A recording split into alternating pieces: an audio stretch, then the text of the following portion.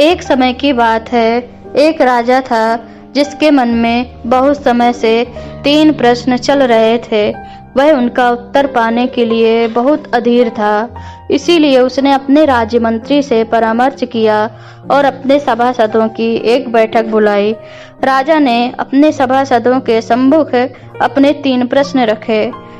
पहला प्रश्न, सबसे महत्वपूर्ण कार्य क्या होता है? दूसरा, परामर्श के लिए सबसे महत्वपूर्ण व्यक्ति कौन होता है? तीसरा, किसी भी निश्चित कार्य को करने का महत्वपूर्ण समय कौन सा होता है?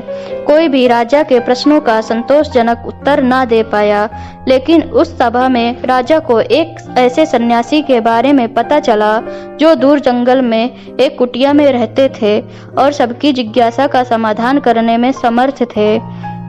राजा भी साधारण वेश में अपने कुछ सैनिकों एवं गुप्तचरों को साथ लेकर उन सन्यासी के दर्शनों के लिए चल दिया। दिल में एक ही आस थी कि अब उसे अपने प्रश्नों के उत्तर अवश्य ही मिल जाएंगे।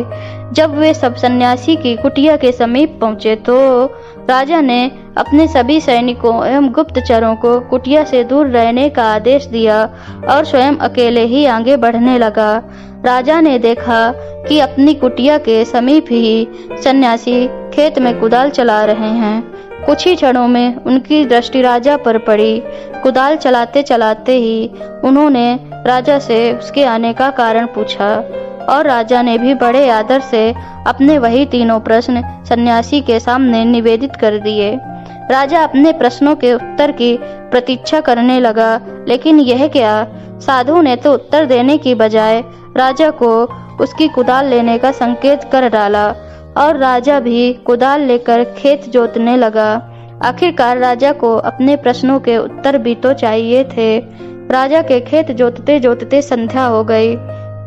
इतने में ही एक घायल व्यक्ति जो खून से लथपथ था और जिसके पेट में खून की धार बह रही थी, उस सन्यासी की शरण लेने आया।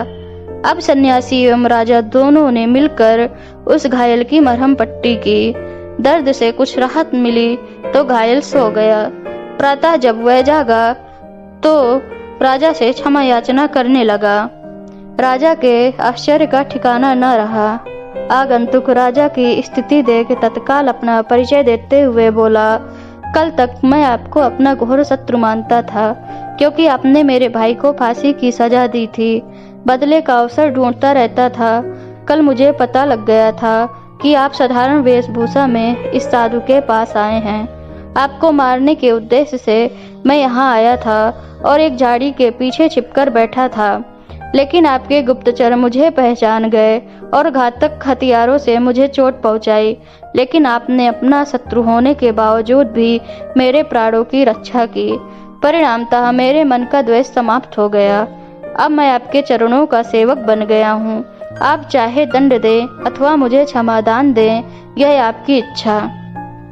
घायल की बात सुनकर राजा स्तब्ध रह गया और मन ही मन इस अप्रत्याशित ईश्वरीय सहयोग के लिए प्रभु का धन्यवाद करने लगा। सन्यासी मुस्कुराया और राजा से कहने लगा, राजन, क्या अभी भी आपको अपने प्रश्नों के उत्तर नहीं मिले? राजा कुछ दुविधा में दिखाई दे रहा था, इसीलिए सन्यासी ने ही बात को आगे बढ़ाया। आपके पहले प्रश्न का उत्तर है, सबसे महत्वपूर्ण कार्य वही होता है जो हमारे सामने होता है। जैसे आपने मुझे खेत जोतने में सहयोग दिया, यदि आप मुझे सहानुभूति न दिखाते तो आपके जीवन की रक्षा न हो पाती। आपका दूसरा प्रश्न था कि परामर्श के लिए कौन महत्वपूर्ण होता है, जिसका उत्तर आपको स्वयं ही मिल चुका है। जो व्यक्ति हमारे पास उपस्थित होता है उसी से परामर्श मायने रखता है। जैसे उस घायल व्यक्ति को सहायता की आवश्यकता थी जिसके प्राण आपने बचाए, इस तरह आपका शत्रु भी आपका मित्र बन गया। तीसरे प्रश्न का उत्तर यही है कि किसी भी निश्चित कार्य को करने का सबसे महत्वपूर्ण समय होता है अभी। कहानी हमें सावधान करती है कि वर्तमान के महत्व को कभी भी नहीं भूलना चाहिए। भविष्य की चिंता में वर्तमान यदि बिगड़ गया तो हम हाथ भी मलते रह जाएंगे। प्रस्तुत कार्य को मनोयोग से करना अथवा समय का सदुपयोग ही न केवल उज्जवल भविष्य की संभावनाओं की नींव होता है। अपितु यही सर्वांगीण प्रगति का मूल मंत्र भी है।